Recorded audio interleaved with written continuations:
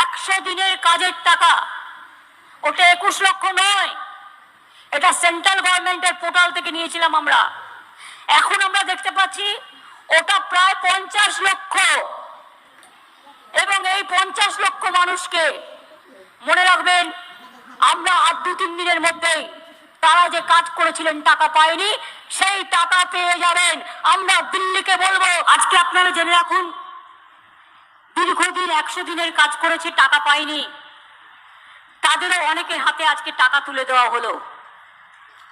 এবং কাল থেকে শুরু হয়েছে, আমরা আর 2-3 দিনের মধ্যে যারা 100 দিনের কাজ করেছিলেন, কেন্দ্রীয় সরকার টাকা দেয়নি, বঞ্চিত হয়েছেন, লাঞ্ছিত হয়েছেন, খেটে খাওয়া গরিব মানুষ, তাদের টাকাটা তাদের ব্যাংকের অ্যাকাউন্টে পৌঁছে যাবে। 3-4 দিনের মধ্যে অলরেডি অনেকগুলো পৌঁছে গেছে।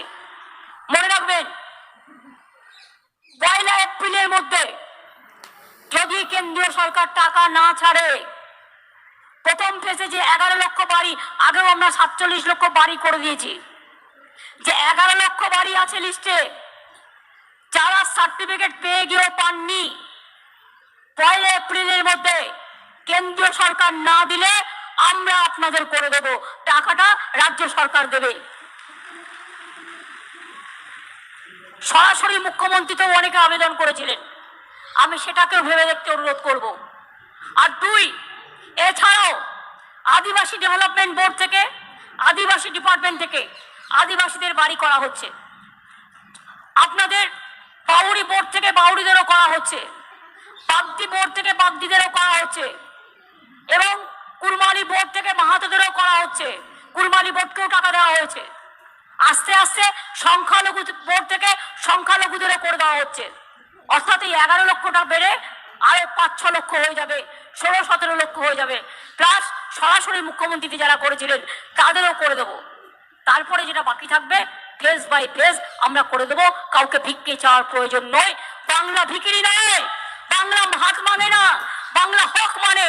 বাংলা হক মানতে হয়, লেকিন বাংলা ভিক নেই মানতে হয়। তো মাননীয় মুখ্যমন্ত্রী মমতা বন্দ্যোপাধ্যায়ের ঘোষণা মতো তিনি কিন্তু জানিয়ে দিলেন যে 1 এপ্রিল পর্যন্ত অপেক্ষা করা হবে। 1 এপ্রিলের মধ্যে যদি কেন্দ্র সরকার আপনাদেরকে আবাস যোজনা প্রকল্পের ঘরের টাকা না দেয়, তাহলে কিন্তু রাজ্য সরকার আপনাদেরকে নিজেদেরকে টাকা, আপনাদের নিজেদের যে টাকা রয়েছে রাজ্য সরকারের, সেই টাকা আপনাদেরকে দিয়ে দেবে।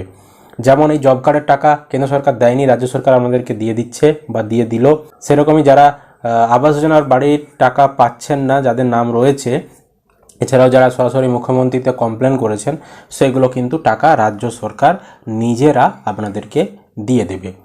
তো অপেক্ষা করতে হবে আমাদেরকে 1 এপ্রিল পর্যন্ত। 1 এপ্রিলের মধ্যে যদি না দেয়, রাজ্য সরকার দেবে, এবং রাজ্য সরকার যখনই আপনাদেরকে সেই কিস্তির টাকাগুলো দেবে, 1,20,000 বা 1,30,000, হ্যাঁ, এবং সেগুলো প্রথম কিস্তির টাকা প্রথমে দেবে, তারপর বাড়ি কিছুটা তৈরি করলে আবার দ্বিতীয় কিস্তির টাকা দেবে, এইভাবে ধাপে ধাপে টাকাগুলো দেয় বাড়ি তৈরি করার। তো যখনই টাকা আপনাদেরকে দেবে, সেই আপডেটও আপনাদেরকে আবারও আমরা জানিয়ে দেব।